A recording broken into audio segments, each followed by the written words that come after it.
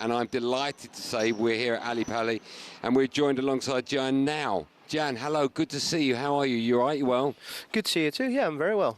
Thanks so much for joining us ahead of what is, I'm guessing, the biggest night of your life so far.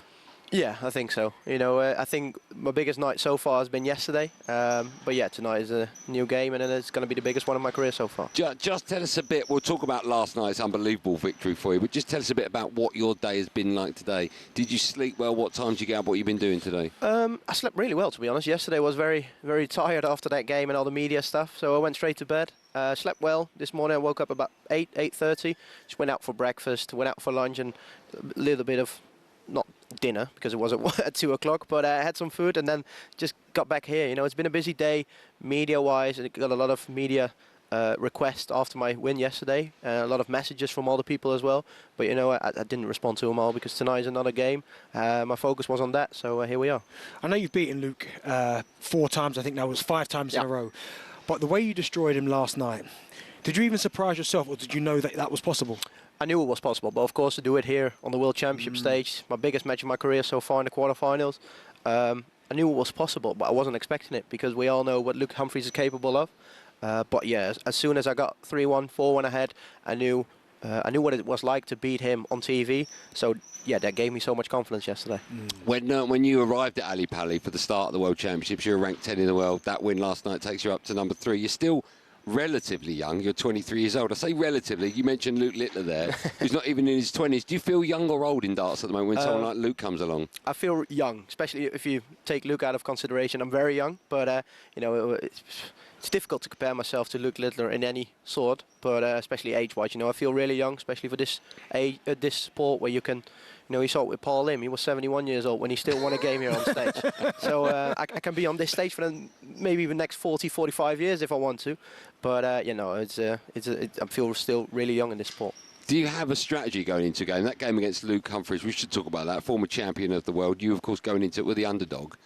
Do you have a strategy when you're playing him? Or it's such a football cliche, it might be a sporting cliche. Do you take one leg, one set at a time? A bit of both, but especially a strategy, especially against Luke Humphries, because, as I said, we all know what he's capable of. But I know if you put him under pressure from the start, then you have a chance to beat him. If you let him run away with it 1-2, 3-0 down in sets, you're not going to catch him because he's too good for that. So that was my strategy yesterday. Just try to punish him from the start, and then you saw, especially with in the game yesterday, you saw him a bit head shaking, you saw his head dropping, and I saw that as well, and that gave me even more confidence of getting it over the line. But you know, it's a long format, so I just took it set by set. But yeah, that was the main strategy for yesterday. I've always wondered that as well, because you just touched on it there. When you're playing against someone who is as good as Luke Humphries is, former world champion, or it's fair for anyone for that matter, and you can see they're thrown and it's not quite going their way, can you physically see them up on the stage start to shrink a little bit? You can't see their facial expressions, but you can see their body language. You know, I see when he's walking onto the board, I can see he's disappointed with a visit, when his head is dropping, or just taking an extra 2 seconds in front of the board. So you notice that, but that's something I'm guilty of as well, doing that a little bit, but it's something you shouldn't do because your opponent knows it. Like, for example, yesterday, if I felt nervous, my nerves would be immediately gone because I saw his head dropping. I was like, okay, he doesn't feel too great. Yeah. So that gave me confidence of getting it over the line. So yeah, that's what happened yesterday. When you saw the draw before a game was played, I imagine you would have pictured yourself getting to the last 4, and you would have probably imagined you being up on stage tonight against Michael van Gerwen. And is that fair? I wasn't expecting myself to get to the last 4 because Luke Humphries would be awaiting in the quarterfinal probably. So that was the goal before this tournament: get to the quarterfinal, and then we'll take it game by game from there. Well, you're not playing Van Gerwen because, of course, your opponent Gary Anderson beat him 2 rounds ago. Is that good or bad? Would you have liked to have met him on the stage?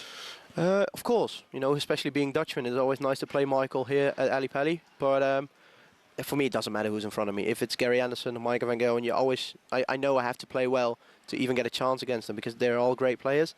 And growing up, Gary Anderson was my idol, so it's also a dream coming true playing against him here on this stage.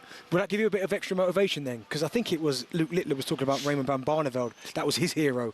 So that playing against Gary Anderson, wanting to beat him, will that give you that little bit more, that extra 0.5% that you're going to need? Maybe. To be honest, I don't think so, because it's the World Semi-Final. You don't need extra motivation to play well on that stage. But of course, being here for the first time to play against one of your or my idol growing up, it's extra special, and maybe it gives me the extra % that you're going to need. The money involved in darts now is absolutely bonkers, right? If you win tomorrow night, where are we? Friday, Saturday night. Yeah. If you're last man standing, not only do you get the wonderful Sid Waddell Trophy, you get £1 million. You're guaranteed 200,000 tonight, and if you get to the final, you get another 200,000. So you're effectively tonight playing for £200,000. Is that the biggest money match of your life? Yeah, 100%. Yesterday was the biggest money match for 100,000. Wow. So, but it's not something you're thinking about on that stage. Little bit? No. when that final dart, yeah, maybe now. But you know, once you're on that stage, the winner, the sportsman in me says you just want to beat your opponent and get through to the next round. And then, of course, the money that comes involved afterwards is very nice, but it's not something I'm thinking about now. How much did the crowd play a factor? Not so much, to be honest, because it's how many people are in there? Well, I think it's about 2,500, and when it comes in next year, it's going to be over 5,500. Yeah, so it's very loud in there. It's a pretty small venue compared to the others we play in, so it's very, very loud. But it's a constant noise, which is good. You know, I haven't noticed any booing or whistling so far. So as long as that doesn't happen, then the crowd is fantastic. Yeah. You've dropped 5 sets on your way to the last 4. Yeah. Is that right? Yeah, I think 1 in each game. Yeah. Are these things you think of at all? If you have, because your opponent has dropped 9, Gary Anderson's dropped 9 to get this far. Does that matter when you pick up your darts and take to the stage? Yes and no. I think because it gave me confidence that I've won my games quite comfortably. But also, you know, he's had fantastic games, and even when it's a close game, he knows he can close it out. I haven't any very close game. Of course, yesterday was close in legs, but you know, 5-1 in sets is not very close. So maybe if it gets close tonight, he's got the experience here on this stage to win that kind of game. But you know, tonight is a very different night compared to all the other games I've played here. So I don't think it matters too much. What makes Gary so great? I mean, you're going to play with him. He said he was your idol. I mean, is it his scoring power? Is it his finishing, his combinations? What is it about him that made you obviously be your hero? Scoring power. You know, when I grew up back in 2011, 2012, that's when I started watching darts, and I saw Gary Anderson winning the Premier League, getting to the World Championship final, and he made it look so easy. You know, when his first dart was in, you almost guarantee a 180. And so yeah, that's what made me fall in love with this sport, and I love watching him play. Still do. I'm going to watch it from very close tonight, so that's very nice, but bonus. But yeah, it's fantastic. How much of an advantage do you think he has, knowing exactly what it's like to be last man standing in a world champion? He's won it twice before. I think that's a very big advantage, of course, but maybe not for tonight, but for tomorrow. But tonight, yeah, of course, he knows what it's like to get to a World Championship final. So that can be an advantage. But, you know, yesterday, 24 hours ago, I didn't know what it was like to get to a semi-final. I think I've handled that quite well. Yeah. So I don't see any reason to panic for tonight. Are you superstitious? A little bit. What do you do? I'm not too bad, but, you know, especially on the game day, I like to go, quite not at the same time, but like a couple of hours before for lunch and stuff like that. That's quite a strict routine for myself. But once I get here, I'm not really superstitious. I'm always surprised when dart players, they have a good match or a win, they take the lights off and throw them out. I mean, I'd be keeping it. If they've got me that far, I'm keeping them. You do that? Are you one of the... Sometimes. No, I don't keep them. You know, if I don't throw them out, I'll probably give them away somewhere to a kid I see somewhere who wants them. Because, you know, after one match, the flight are probably damaged. So next game, I'm always going to take new setup, new flights, new shots, because you know, even if it's a 0.01% that flight is damaged and can cost you a double, then I'll rather take my chance for a new Maybe set. That's where I'm going wrong. I've had the same flights for a couple of years now. Maybe I should get rid of that's probably the reason. Your problem is you're picking up the darts. Just leave it. maybe I should keep the mic. Yeah. The flight's down. Listen, Jan, thank you so much for coming on. We wish you, we'll say to all 4, we have no favourites in this. Cheers. Thank you. Thank you so much for your time. What are you doing now? Where are you off to? What are you going to do? Bit of practice? How long will you practice for? About 3.5 hours. So I'm going to go to the practice room now and prepare for the game tonight. Oh, that's a long time, right? Some dart players are like 20 minutes. Not some.